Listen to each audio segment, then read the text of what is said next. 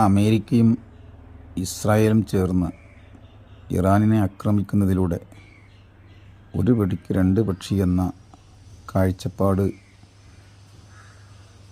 അവർക്കുണ്ടോ എന്ന് സംശയിക്കേണ്ടിയിരിക്കുന്നു. കാരണം ഇറാനെ ആക്രമിക്കും തോറും ഇറാൻ ഗൾഫ് നാടുകളെയാണ് ആക്രമിക്കുന്നത്.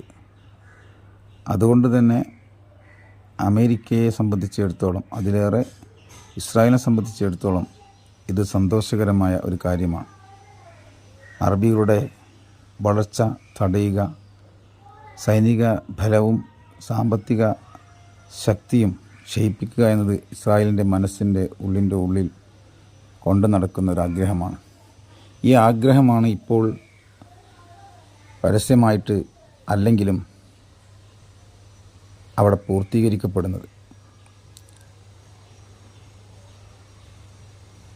ഇറാൻ്റെ ദ്വീപ് ആക്രമിക്കുക വഴി അമേരിക്കയുമായി ബന്ധപ്പെട്ട എല്ലാ എണ്ണപ്പാടങ്ങളും പെട്രോളിയം സംവിധാനങ്ങളും തകർക്കുമെന്നാണ് ഇറാൻ അവകാശപ്പെടുന്നത്.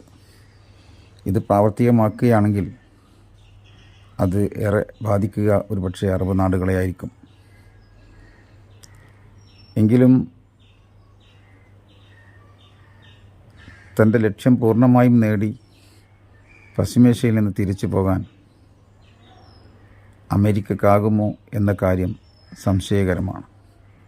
അതുപോലെ ഇസ്രായേലിനെ സംബന്ധിച്ചിടത്തോളം അവരുടെ ബങ്കറുകൾ ഒരു പക്ഷേ യുദ്ധം നീണ്ടു പോവുകയാണെങ്കിൽ അവിടുത്തെ ജനങ്ങളുടെ കബറിടമാകുമോ എന്നുകൂടി സംശയിക്കേണ്ടിയിരിക്കുന്നു. കാരണം പരാജയം മുന്നിൽ കാണുമ്പോൾ എന്തായിരിക്കും ഇറാൻ ചെയ്യുക, അവരുടെ കയ്യിൽ എന്തെല്ലാമാണ് സൂക്ഷിച്ചു വച്ചിട്ടുള്ളത് എന്നതിനെക്കുറിച്ച് കൃത്യമായ ഒരു വിവരവുമില്ല.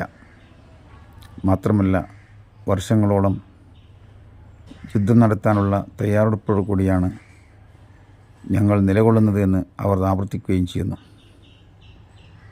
ഒരു പക്ഷേ ഇന്ന് ഇസ്രയേലും അമേരിക്കയും ചേർന്ന് നടത്തുന്ന ബോംബിംഗ് സംവിധാനങ്ങളെക്കുറിച്ച്, വരായികളെക്കുറിച്ച്